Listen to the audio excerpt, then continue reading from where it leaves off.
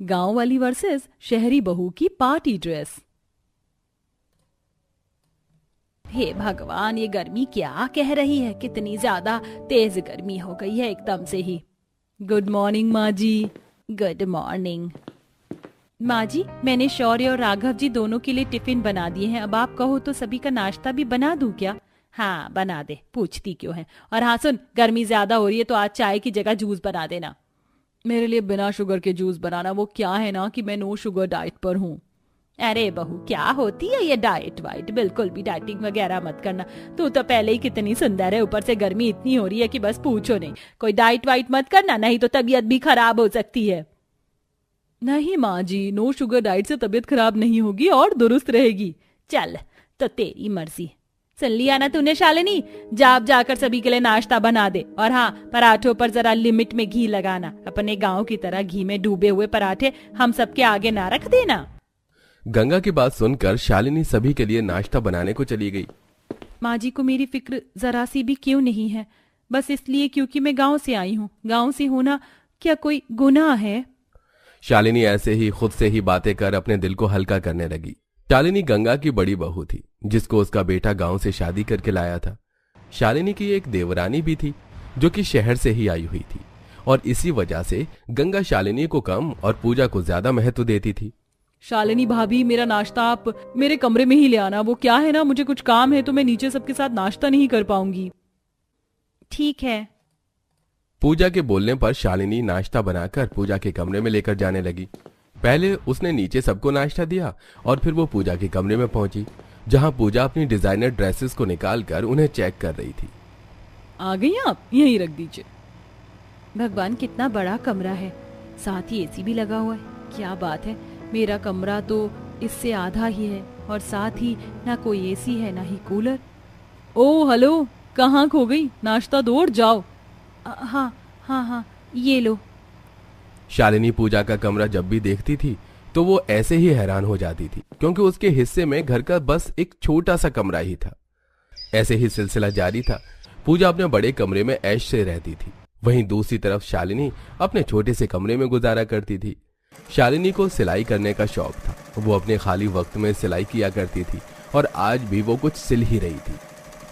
बस ये एक सिलाई और निकल जाए तो मेरा साड़ी का ब्लाउज पूरा हो जाएगा। भगवान, मैंने जैसा फोटो में देखा था मेरा ब्लाउज और साड़ी दोनों मैंने वैसे ही सिल डाले। अब जब मैं इसे पहनूंगी तो मुझे यकीन है कि माँ जी मेरी तारीफ जरूर करेंगी। शालिनी ऐसे ही खुश होने लगी। आखिरी सिलाई करने के बाद उसने अपने हाथों से बनाई हुई अपनी डिजाइनर साड़ी को पहना और आईने में खुद को देखा। अरे वाह, ये तो उस मॉडल से भी ज्यादा मेरे ऊपर सुंदर लग रही है। माँ जी को दिखाकर आती हूँ। शालिनी खुशी खुशी अपनी ड्रेस को दिखाने के लिए कमरे से निकल आई कि तभी अपने कमरे से नई ड्रेस पहने पूजा भी निकली। अरे शालिनी, मैं कह रही थी कि आज इसने सस्ते से कपड़े में से ये इतनी सुंदर साड़ी बना ली। क्या बात है? माँ जी देखिए, यही वो ड्रेस है जो मैंने ऑनलाइन मंगवाई थी। बताइए कैसी लग रही है? बहुत सुंदर है बहू, इसका कपड़ा भी बिल्कुल मक्खन की तरह मुलायम है। सच में बहुत ही प्यारी है। वो तो है, इसका कपड़ा बहुत ज्यादा कंफर्टेबल है। माँ जी, मेरी साड़ी कैसी लग रही है? तेरी साड़ी ठीक ठाक है, ऐसे क्यों पूछ रही है? गंगा को शालिनी की साड़ी भी पसंद आई थी, लेकिन उसने उसकी तारीफ नहीं की। लेकिन शालिनी ने इस सब पर भी अपना दिल छोटा नहीं किया। ऐसे ही आज के दिन गंगा की दोनों बहुएं उसके साथ बाजार आई हुई थी, जहां माँ जी देखो ना, कितना सुंदर सुंदर कपड़ा बिक रहा है। चलिए यही खरीद लेते हैं। गर्मी भी है तो इसमें से डेली के 2-4 ठंडे ठंडे से सूट बन जाएंगे। मैं आपके लिए बना दूंगी। तो सिलेगी? कपड़ा पैसे का आता है, बिगाड़ मत देना। मेरे ऊपर यकीन रखिए माँ जी, मैं आपका कपड़ा खराब नहीं करूंगी। शालिनी ने ऐसे बोलकर बात को खत्म कर दिया। तीनों सास बहू कच्चे कपड़े की दुकान में चली गई, जहां वाह, कितने अच्छे अच्छे प्रिंट हैं। इस वाले में से तो अनारकली अच्छी लगेगी और ये वाला मैं माँ जी का सूट बनाने को ले लेती हूँ। पूजा बहू, तू भी अपने लिए कुछ ले ले। सस्ते सस्ते से कपड़े हैं, गर्मी के सूट बना लेना। माँ जी आप तो जानती है कि मुझे ऐसे सस्ते सस्ते कपड़े खरीदना जरा भी पसंद नहीं है, और ऊपर से ये मेरी क्लास से भी मैच नहीं करता। मैं तो किसी अच्छे शोरूम या फिर ऑनलाइन ही कोई अच्छी सी ड्रेस देखकर खरीदूंगी। पूजा की बात सुनकर गंगा बस चुप सी रह गई। 300 से 400 तक के कपड़े खरीदने के बाद गंगा शालिनी को कपड़े की दुकान से ले आई, जिसके बाद वो तीनों एक शोरूम में गईं। एक्सीलेंट, ये है ना मेरे टेस्ट की ड्रेस। माँ जी मुझे ये ड्रेस चाहिए। कितने की है? ओनली 4000 की है माँ जी, दिलवा दीजिए ना। गंगा अपनी शहरी बहू को मना नहीं कर पाई, जिसकी वजह से उसने उसे 4000 रुपए की ड्रेस भी दिलवा दी। घर आते ही शालिनी ने अपना खरीदा हुआ कच्चा कपड़ा काटकर सिलना शुरू कर दिया, तो वहीं दूसरी तरफ पूजा ने अपनी ड्रेस को लाकर कबर्ड में डाल दिया। 1-2 दिन बाद शालिनी ने सारे कपड़ों को सिल दिया, जिसके बाद उसके हाथों का सिला हुआ सूट पहनकर गंगा बोली, वैसे ठीक लग रहा है सूट तो। कपड़ा अच्छा हो तो सादा सूट सिलने में है ही क्या, यूं ही सिल जाता है। वैसे ये सूट बस कपड़े की वजह से ही अच्छा लग रहा है। सही कहा माँ जी, सिर्फ फैब्रिक से ही इसमें कुछ जान सी है। सही बोल रही है। अरे हाँ, वो मैं तुम दोनों को कुछ दिखाने आई थी। ये कार्ड हमारे मोहल्ले के सबसे अमीर सिंघानिया परिवार से आया है। बहुओं, वो लोग एक बहुत बड़ी पार्टी अरेंज कर रहे हैं, जिसमें तुम जानती हो बहुत अमीर अमीर लोग भी आने वाले हैं। मेरा तो कार्ड देखते ही मन बन गया था कि भाई मैं तो अपनी बहू को लेकर जाऊंगी। तुम दोनों तैयारी कर लेना, 2 दिन बाद चलेंगे। और हाँ, कपड़े वगैरह जितने ज्यादा अच्छे हो सके उतने अच्छे पहनना। गंगा की बात सुनकर दोनों बहुएं अपने लिए कपड़ों के बारे में सोचने लगी। एक तरफ पूजा थी जो कि मोबाइल पर ऑनलाइन कपड़े सर्च करने लगी। कौन सा ड्रेस लूं? मैं चाहती हूँ कि पार्टी की सारी स्पॉटलाइट मेरे ही ऊपर हो, लेकिन मेरी मर्जी का कुछ मिल भी नहीं रहा है। ये 50,000 वाली ड्रेस भी कुछ खास नहीं लग रही है, अब क्या करूं? एक तरफ पूजा थी जो महंगे महंगे ऑनलाइन कपड़े देख रही थी, तो वहीं दूसरी तरफ भले ही पार्टी अमीरों की है, लेकिन हम थोड़ी ही अमीर हैं। मैं तो अपने हिसाब से काम करूंगी। मेरे पास जो बेकार साड़ियां पड़ी हुई हैं, चलो उनसे कुछ बनाती हूँ। शालिनी अपनी इमेजिनेशन से ही अपनी ड्रेस बनाने को सोचने लगी। शालिनी ने अपनी ड्रेस बनाने के लिए घर में सारे बेकार बेकार से कपड़ों को इकट्ठा कर लिया।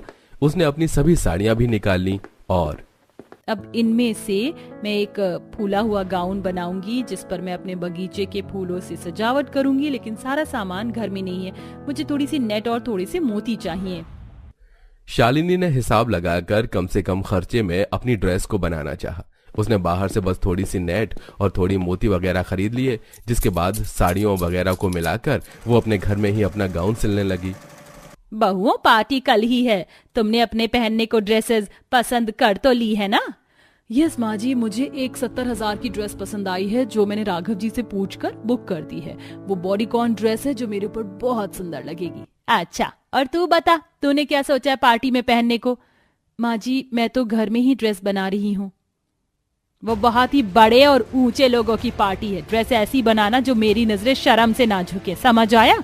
कभी पता चले अपने सिलने के चक्कर में मेरी बेइज्जती करवा दे। माँ जी चिंता मत कीजिए, ड्रेस अच्छा ही बनेगा। शालिनी को अपने ऊपर भरोसा था। वो कामों से निपट कर अपनी ड्रेस पर काम करती थी और वो वक्त भी आ गया जब पार्टी में सभी को जाना था। पूजा ने अपनी 70,000 की ड्रेस पहनी, वहीं शालिनी ने अपने घर में बनाई हुई ड्रेस पहनी, जिस पर उसने असली फूलों और पत्तियों से सजावट भी की थी। और दोनों ही अपने अपने कमरों से निकल आईं, जहां ये ड्रेस तूने खुद बनाई है? भगवान, कोई जवाब ही नहीं है इसका तो। कितनी सुंदर लग रही है। आपको अच्छी लगी माँ जी? चलिए अब पार्टी में चलते हैं। शालिनी की ड्रेस देखकर पूजा भी हैरान रह गई, तो वहीं गंगा काफी खुश थी।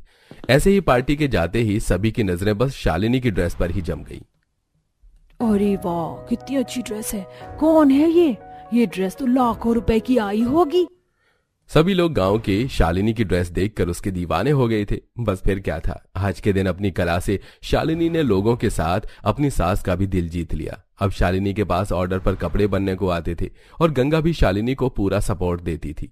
तो वहीं अब पूजा भी बदल चुकी थी और सभी मिलजुल कर खुशी खुशी रहते थे। छोटे से मेकअप रूम में देवरानी रेशमा मेकअप कर रही है, साथ में उसका हस्बैंड मेकअप किट लिए खड़ा है। तभी गोलू आता है और पाउडर हाथ में लेकर कहता है, चाची आपके पास तो मेरी माँ से भी ज्यादा सामान रखी है, मैं आपका ये वाला पाउडर लगा लूं? इसे लगाने से मैं भी गोरा हो जाऊंगा। चुपचाप से मेरा सामान यहाँ रखो और भागो यहाँ से।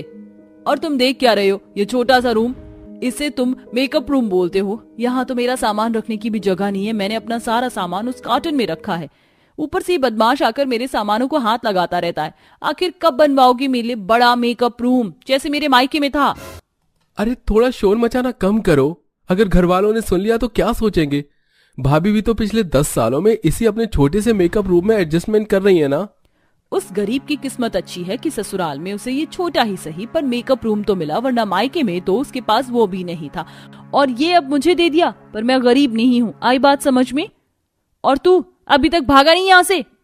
नाराज रेशमा बेचारे गोलू को एक थप्पड़ लगाकर अपने मेकअप रूम से बाहर कर देती है। ये देख पूरा परिवार जमा हो जाता है। रेशमा, ये क्या बदतमीजी है? तुम्हारी हिम्मत कैसे हुई मेरे बेटे को मारने की?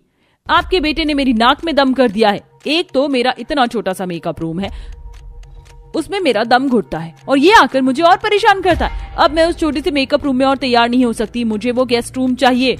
उसे मेकअप रूम बनाओ मेरा, नहीं तो मैं मायके चली। माँ, रेशमा सही कह रही है, इतना छोटा सा मेकअप रूम है, उसे स्टोर रूम बना दो। घर में हो रहे रोज कलेश की वजह से शांति गेस्ट रूम को मेकअप रूम में बदलने का फैसला लेती है। भैया, यहाँ पर मेरा बड़ा सा शीशा लगेगा और लाइट भी बड़ी होनी चाहिए सारी, और हाँ, यहाँ पर कुछ ड्रॉर बना दो और ये कबर्ड होना चाहिए और इसमें लॉक वाला सिस्टम भी रखना। रेशमा, तुम तो बहुत अच्छे से इस मेकअप रूम को तैयार करवा रही हो और तुम्हारा ये मेकअप रूम तो बहुत ज्यादा बड़ा है।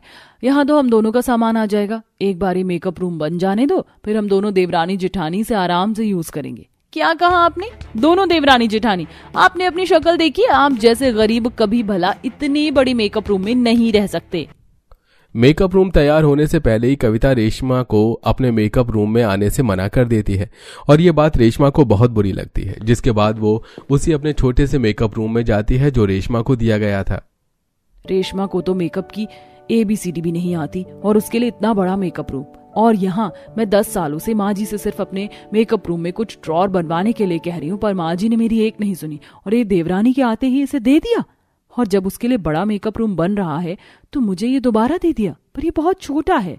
इस वजह से मुझे आज अपना आधे से ज्यादा मेकअप का सामान, मशीन अपने कमरे में और नंद जी के कमरे में रखना पड़ा है। कविता अपना छोटा सा शीशा, कुछ ड्रॉर और नॉर्मल चेयर देखकर परेशान होती है। कुछ ही दिनों में रेशमा का मेकअप रूम बनकर तैयार हो जाता है और अब वो तैयार होने के लिए अपने मेकअप रूम से बाहर से मेकअप आर्टिस्ट को बुलाकर तैयार होती है। ऐसे ही एक दिन, अरे आ गई आप? कब से मैं आपके आने का इंतजार कर रही थी। आइए, बहुत बड़ा मेकअप रूम है मेरा, आज मेरा फेशियल और नेल एक्सटेंशन कर दीजिए। रेशमा, ये काम तो मुझे भी आता है, क्यों फिजूल के पैसे खर्च कर रही हो? माना कि तुम अमीर हो और कुछ पैसे बचाना भी तो सीखो। रहने दीजिए जेठानी जी, बहुत अच्छे से जानती हूँ मैं आपको। आप मेरे बड़े से मेकअप रूम में आने का बस मौका ढूंढती हैं। रेशमा की ऐसी बातें सुनकर कविता अपने कमरे में जाती है, जहां पूजा आती है और अपनी भाभी से बोलती है। भाभी, जब से रेशमा भाभी का बड़ा मेकअप रूम बना है वो तो अपने मेकअप रूम में ही बैठी रहती है। मुझे फेशियल करवाना था, आप मेरा फेशियल कर दो ना, पिछली बार की तरह मत करना। पूजा, एक बार मेरा मेकअप रूम देखा है? ये कितना छोटा है, सही से 2 इंसान खड़े भी नहीं हो पाते और शीशा भी इतना छोटा है, लाइट भी नहीं लगी। ऊपर से फेशियल करने के लिए जब मैं चेयर घुमाती हूँ तो मुझे चोट लग जाती है। एक काम करो, मैं तुम्हारे कमरे में ही तुम्हारा फेशियल कर देती हूँ, यहाँ से ज्यादा रोशनी तो तुम्हारे कमरे में है। अब कविता अपनी नंद को फेशियल उसके कमरे में जाकर करती है। इसी तरह कुछ दिन बीत जाते हैं और एक दिन शांति के कुछ मेहमान आते हैं और घर में कमरा न होने की वजह से शांति रेशमा से कहती है, बहू, तेरे कहने पर मैंने गेस्ट रूम को तेरा बड़ा मेकअप रूम बना दिया। अब तू बता, मैं अपने मेहमानों को कहाँ रखूं? माफ करना माँ जी, उस वक्त मैंने कहा होगा, पर आप खुद सोचिए ना, अगर मैं अपना कमरा आपके मेहमानों को दे दूंगी तो क्या मैं अपने मेकअप रूम में सोने के लिए जाऊंगी? तो भाभी, आपका मेकअप रूम बहुत बड़ा है, हम वहीं 2 गद्दे लगवा देते हैं। अरे तुम्हारा दिमाग खराब हो गया है क्या? जानते भी हो मेरे मेकअप रूम में हेयर स्पा की machine, hair dryer, straightener, nail art machine और भी पता नहीं कितनी महंगे महंगे प्रोडक्ट रखे। अगर भगवान ना करे उन गंवार मेहमानों से कुछ टूट जाए या खो जाए तो इसका हर्जाना कौन भरेगा? रहने दीजिए माँ जी, रेशमा अपने आगे किसी की नहीं चलने देगी। पैसे का गुरूर जो है इसको। आप मेहमानों को मेरे कमरे में भेज दीजिए। एक रात की तो बस बात है, मैं गोलू को लेकर नंद जी के कमरे में चली जाऊंगी। वैसे भी विवेक जी काम के सिलसिले में कुछ दिनों के लिए बाहर गए हुए हैं। उस दिन भी कविता अपनी सास की परेशानियों को समझती है। इसी तरह कुछ दिन और बीत जाते हैं और एक दिन मेकअप रूम खुला देख गोलू रेशमा के बड़े मेकअप रूम में चला जाता है और मेकअप ब्रश लेकर दीवार पर पेंटिंग बनाने लगता है। चाची को अपना मेकअप रूम बहुत पसंद है और ये बहुत सुंदर भी है, आज इसकी दीवार पर पेंटिंग कर लेता हूँ। बदतमीज, ये क्या किया तूने? मेरा पूरा मेकअप रूम खराब कर दिया।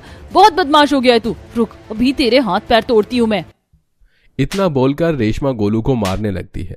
जहां कविता अपने छोटे से मेकअप रूम में किसी लड़की की आईब्रो बना रही होती है तो अपने बेटे की रोने की आवाज सुनकर वो रेशमा के मेकअप रूम में जाती है और उसके मेकअप रूम की दीवारें देखकर हैरान रह जाती है।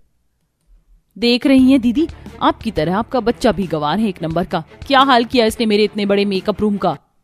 वो सब तो ठीक है रेशमा, पर तुम्हें गोलू को ऐसे नहीं मारना चाहिए था। वो अभी बच्चा है। अगर इस बच्चे को आज नहीं मारती ना तो आज उसने दीवार खराब करी है, कल को ये मेरा पूरा मेकअप रूम खराब कर देता। लाखों रुपए लगाए हैं मैंने इस मेकअप रूम में। इसकी माँ की तरह नहीं जो 10,000 में छोटा सा मेकअप रूम बनाकर बैठ गई और आज पड़ोस के लोगों का मेकअप करके दिन के 100 रुपए कमा रही हैं। बस बहुत हो गया रेशमा, मैं अपने दम पर कुछ पैसे कमा पाती हूँ, तुम्हें तो कुछ आता भी नहीं है और बाहर की आर्टिस्ट को बुलाकर अपने बड़े से मेकअप रूम में तैयार होती हो। और गोलू तू खबरदार, अगर अब से इस मेकअप रूम में तूने कदम भी रखा। मेकअप रूम को लेकर दोनों देवरानी जेठानी में तकरार हो जाती है। इसी तरह कुछ दिन बीत जाते हैं और वो दोनों एक दूसरे से बात करनी बंद कर देती हैं। ऐसे ही एक दिन, बहू रात को हमें पार्टी में जाना है तो तुम सब टाइम पर अच्छे से तैयार हो जाना। रेशमा भाभी, जब से आपका मेकअप रूम बना है आप इसी में तैयार होती हो, एक दिन मुझे भी इसमें तैयार होने दो ना। मेरा मन होगा तो करवा दूंगी तुम्हें भी तैयार, वरना तुम्हारी प्यारी बड़ी भाभी तो है और उनका छोटा सा मेकअप रूम, उसमें ही हो जाना तैयार। घमंड में चोर रेशमा इतना बोलकर वहां से चली जाती है और शाम को पार्लर वाली को बुलाती है। और जब पार्लर वाली उसके मेकअप रूम में सामान लेकर आती है तो उसका बड़ा सा मेकअप रूम देखकर हैरान हो जाती है। हे भगवान, इसका मेकअप रूम तो मेरे पार्लर से भी बड़ा है। वहां तो वो सारी मशीन रखी है जो मेरे पार्लर में नहीं है। मैं बेकार ही अपना सामान लेकर आई। यहाँ तो काफी महंगे सामान है। क्यों मेरा मेकअप रूम देखकर हैरान रह गई ना। अब मेरे मेकअप रूम को घूरना बंद करो और जल्दी से मेरा मेकअप करो। 8 बजे हमें पार्टी के लिए निकलना है। वो लड़की अब रेशमा को तैयार करने लगती है और उसके चेहरे पर ब्लीच करती है, जिस वजह से कुछ देर रेशमा आंख बंद करके बैठी होती है। तो इसी बीच लड़की हेयर स्ट्रेनर, फाउंडेशन जैसी महंगी महंगी चीज चोरी कर लेती है और मेकअप करके समय से पहले बिना पैसे लिए वहां से जल्दबाजी में चली जाती है। अरे बड़ी अजीब लड़की है, बिना पैसे लिए इतनी जल्दबाजी में यहाँ से चली गई। मैं तो टाइम पर तैयार हो गई। एक बार सारा सामान देख लूं, फिर मेकअप रूम में ताला लगा दूंगी, वरना वो गोलू का बच्चा आकर फिर कुछ गड़बड़ी कर देगा। इतना बोलकर रेशमा अपना सारा सामान रखने लगती है। तभी वो देखती है कि उसका कुछ सामान गायब है और वो रोती हुई अपनी जेठानी के मेकअप रूम में जाती है और उसके मेकअप रूम में तलाशी लेती है। लगता है उस लड़की ने मेरा मेकअप सामान चोरी तो नहीं कर लिया है। भगवान, लाखों का सामान था मेरा। कोई बात नहीं रेशमा, शांत हो जाओ, मैं अभी घर वालों को बताती हूँ। कविता ये बात घर वालों को बताती है, जिसके बाद निखिल रेशमा को डांटते हुए कहता है, और कर लो अपनी मनमानी। अगर तुम भाभी से तैयार होती तो तुम्हारा एक भी सामान चोरी नहीं होता। भाभी गरीब है लेकिन चोर नहीं, पर तुम्हें तो घमंड था अपने बड़े से मेकअप रूम पर। अब चिंता मत करो, मैंने पुलिस को इन्फॉर्म कर दिया है। बस तुम पार्लर वाली का नंबर दे दो, वो उसको पकड़ लेंगे और अभी पार्टी में चलो। इतना बोल पूरा परिवार पार्टी में जाता है और कुछ देर में पुलिस वाले उस पार्लर वाली को पकड़ लेते हैं। माफ करना, मैं चोर नहीं हूँ, पर थोड़ी लालच में आ गई थी क्योंकि मैं बहुत गरीब हूँ। इतना महंगा मेरे पास भी सामान नहीं था और मेरी माँ बहुत बीमार है। मैंने सोचा क्यों ना कुछ सामान बेचकर अपनी माँ का इलाज करवा लूं। आप प्लीज मुझे माफ कर दीजिए। बहू माफ कर दे, बेचारी मजबूर थी। और कर लो भाभी घमंड पैसे का। उस दिन सबके कहने पर रेशमा उस लड़की को माफ कर देती है। साथ ही साथ उसे अकल आ जाती है, जिसके बाद वो खुद घर जाकर अपनी जेठानी का मेकअप का सामान लेकर अपने बड़े से मेकअप रूम में जाती है और उस दिन के बाद दोनों देवरानी जेठानी एक ही मेकअप रूम का इस्तेमाल करती है।